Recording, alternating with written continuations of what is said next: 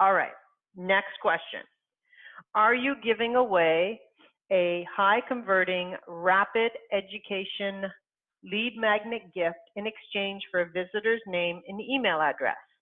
So this connects to the landing page. In fact, that it really is the piece that you're giving them that rapidly educates on what it is that you can do for them. And then it rapidly pushes them to a call to action, whether that's to buy something, buy a small gift, or get in touch with you, jump on a discovery call. This is key. And this guide is actually extremely precise in the way that it's created.